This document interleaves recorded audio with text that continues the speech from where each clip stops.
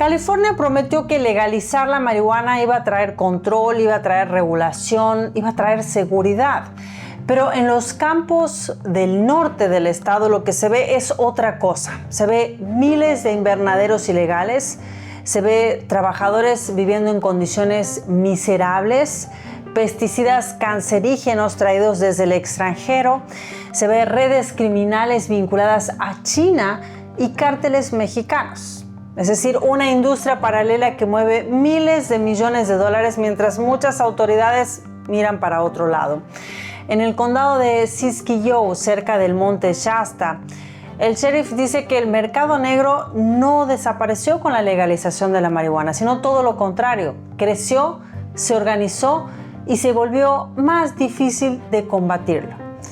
Y acá aparece la gran contradicción, porque California castiga duramente a agricultores y negocios por normas ambientales, pero según autoridades locales no actúa con la misma fuerza contra cultivos ilegales que roban agua, que contaminan la tierra y que exponen a los consumidores a químicos peligrosos. Entonces la pregunta es, ¿la legalización de la marihuana terminó debilitando el narcotráfico o le abrió una nueva puerta para operar con más cobertura? Hoy vamos a entrar en esta batalla oculta del cannabis en California. Vamos a hablar del crimen organizado, del dinero chino, de estos pesticidas prohibidos, de estos trabajadores explotados, de la violencia rural y de este estado que dice combatir este problema. Mientras los sheriffs locales aseguran que están prácticamente solos. Así que quédese porque esto no se trata solo de marihuana, se trata de salud pública, de seguridad nacional, se trata de corrupción y del lado oscuro de una promesa que no salió como se la vendieron a los votantes. Así que no se lo pierda. Muy buenas noches y bienvenido a América Revelada. Bueno, California vendió una promesa muy simple. Propuso legalizar la marihuana porque eso iba a traer control, iba a sacar el negocio de las sombras, iba a debilitar el narcotráfico, iba a proteger al consumidor, iba a regular también la producción, cobrar impuestos y terminar con ese mercado ilegal que durante años había operado fuera de la ley. Pero casi una década después de la legalización, en algunas zonas rurales de California, la realidad cuenta otra historia, porque mientras el Estado habla de regulación, habla de licencias y de un mercado legal, en el norte de California hay condados donde el cannabis ilegal no desapareció, sino todo lo contrario, se expandió, se organizó, se escondió detrás de terrenos baratos, de invernaderos improvisados, de redes criminales, de trabajadores explotados, y detrás de una economía paralela que mueve miles de millones de dólares. Uno de los lugares donde esta contradicción se ve con más fuerza es en el condado de Siskiyou, cerca del monte Shasta. Bueno, ahí, según la oficina del sheriff, existen miles de estructuras conocidas como hoop houses, que son invernaderos improvisados donde se cultiva marihuana ilegal a gran escala. Solo en una subdivisión de esa zona, las autoridades contaron con más de 2,700 de estos invernaderos usando imágenes satelitales es que pudieron corroborar y viendo toda esta área, ¿sí? Y no estamos hablando de unas pocas plantas escondidas en un patio, como puede ver en este vídeo que le estoy mostrando aquí a mi lado. Se trata de operaciones completas de terrenos llenos de basura, se ven envases de fertilizantes, se ven campamentos precarios, trabajadores que desaparecen apenas ven llegar a los agentes y cultivos tan grandes que según el sheriff local, Siskiyou County podría producir cerca de 17.8 millones de libras de marihuana ilegal por año. Es decir, la cifra es enorme. Y más enorme todavía es el valor económico. Pues la oficina del sheriff dijo que incluso calculando un precio bajo de unos $200 por libra en el mercado local, esa producción podría representar unos 3,600 millones de dólares. ¿Ya pensó? Pero ahí está la trampa, hay algo más, porque una libra que en California puede venderse por unos cientos de dólares, si se vende en otros estados del país, por ejemplo en mercados del medio oeste o de la costa este, su precio puede multiplicarse. Entonces, para el crimen organizado, California no es solo un lugar de cultivo, es una fábrica, es una plataforma de producción, un punto de salida para abastecer otros mercados donde la ganancia es mucho mayor. Y acá aparece la primera gran pregunta, ¿sí? ¿La legalización realmente le quitó el negocio al mercado negro o no? ¿O le dio una cobertura perfecta para operar de manera paralela al mercado legal? Porque ahora es legal, entonces puede funcionar. Porque ese fue uno de los argumentos centrales de quienes defendían la legalización de la marihuana. Decían que si el cannabis se regula, si el cannabis se puede vender, este mercado ilegal se iba a achicar, que si hay licencias se puede controlar, que si hay impuestos el Estado gana, que si hay dispensarios legales el consumidor puede comprar de manera segura. Sin embargo, lo que denuncian las autoridades locales es que el mercado negro no solo que sobrevivió, sino que aprendió a moverse dentro de ese nuevo sistema, que aprovechó estados donde el cannabis ya estaba normalizado, como es California, aprovechó la falta de consecuencias fuertes, aprovechó también la confusión entre lo legal y lo ilegal y aprovechó que muchas personas al escuchar la palabra marihuana ya no la asocian con crimen organizado, ya no la asocian con tráfico humano, con lavado de dinero o con contaminación, pues ahora la asocian con una industria regulada, con tiendas modernas, con productos empaquetados, con impuestos que van al Estado, con una narrativa de normalidad y hasta muchas veces la asocian con salud. Pero detrás de toda esa imagen ordenada, en zonas como Siskiyou, los sheriffs muestran otra realidad. Muestran cultivos ilegales masivos, muestran redes transnacionales, químicos prohibidos, armas, violencia rural, muestran robo de agua y trabajadores que muchas veces viven en condiciones miserables. Entonces, lo que nos podemos preguntar es si California reguló el cannabis o terminó creando un escenario donde el mercado legal y el mercado ilegal conviven. Se terminan mezclando y se alimentan mutuamente, porque si la legalización prometía sacar este negocio de las sombras, lo que está ocurriendo en el norte de California muestra que solo se hicieron más grandes. Y para entender la magnitud real de este problema hay que salir de los discursos políticos y vamos a ver el terreno, que es lo importante, ver lo que ocurre en caminos rurales, en campamentos improvisados. Y en esos lugares el sheriff Jeremiah LaRue y sus agentes llevan años entrando a operaciones ilegales de marihuana que ya no parecen cultivos aislados. Parecen pueblos clandestinos con miles de invernaderos improvisados, como puede ver, que son filas completas de cultivos ilegales en una región que en teoría no debería estar funcionando como una fábrica paralela de cannabis.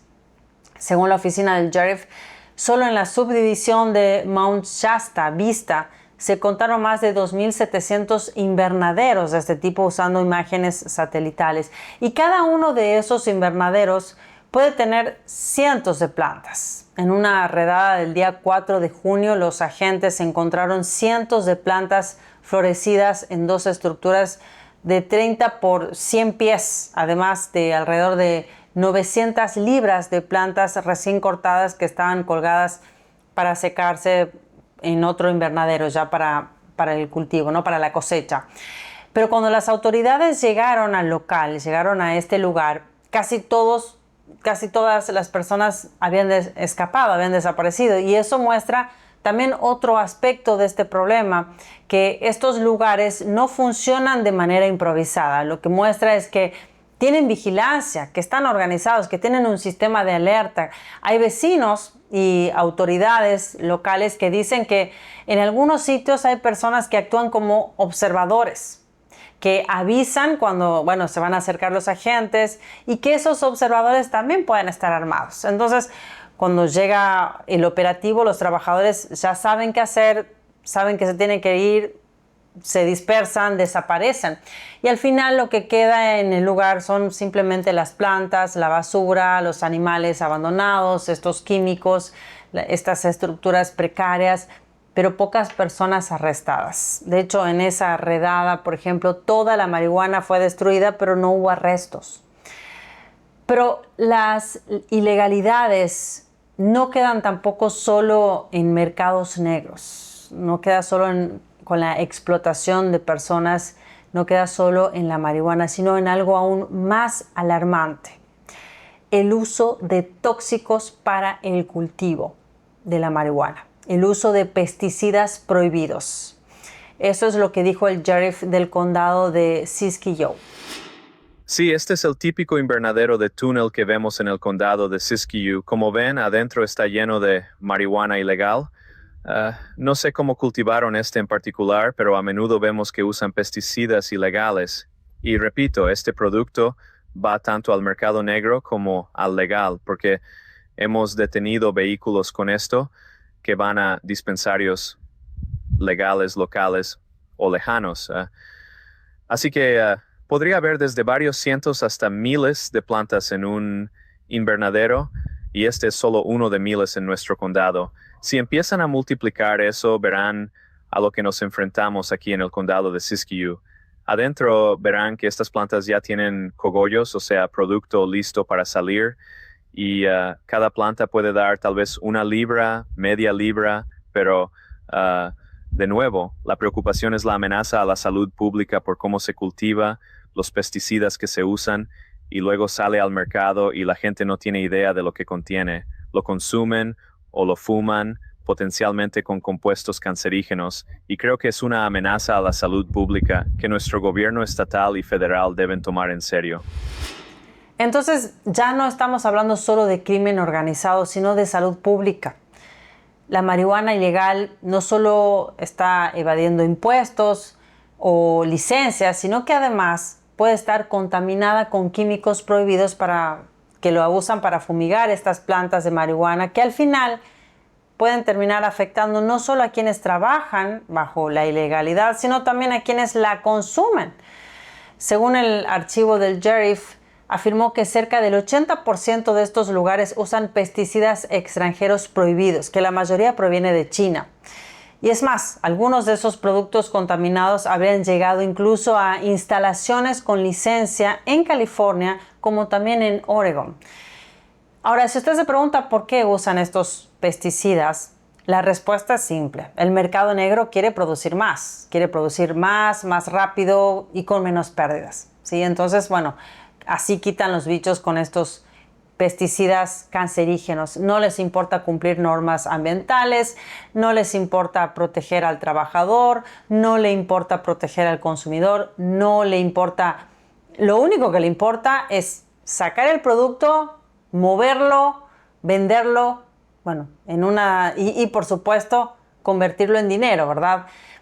En una de estas redadas, el sheriff mostró una bolsa de pesticida con etiqueta en chino, que estaba escrita en chino, que fue encontrada dentro de uno de estos invernaderos. Es por eso que el sheriff explicó que esos químicos pueden ser tan peligrosos que los agentes, prefieren destruir la marihuana en ese mismo lugar sin moverla demasiado para evitar exposición innecesaria de estos químicos tóxicos. Ahora, el problema no termina aquí, porque tampoco se trata de redes criminales nacionales, porque según la DEA y autoridades locales, en muchos casos aparecen redes criminales transnacionales, especialmente organizaciones chinas y otros grupos asiáticos, que han tomado el control de una parte importante del mercado negro de marihuana en Estados Unidos. Y acá aparece otro punto clave. China no aparece solamente como país de origen de algunas personas involucradas, sino que aparece en varias capas del negocio, y ahora vamos a ver esas capas. Primera capa, en la compra y el control de propiedades. Ellos son los dueños de estas propiedades. Según la DEA, estas redes utilizan conexiones familiares y comunitarias entre China y Estados Unidos para financiar terrenos donde luego se instalan cultivos ilegales, tanto interiores como en exteriores. En lugares como Siskiyou County, el sheriff que está cuidando este lugar dice que muchas propiedades aparecen registradas con varios nombres, diferentes direcciones y dueños difíciles de verificar. Es decir, que en los papeles figura una cosa, pero en el terreno ocurre otra cosa. Y eso hace muy difícil saber quién controla realmente el negocio. En el segundo nivel que aparece China es en la mano de obra.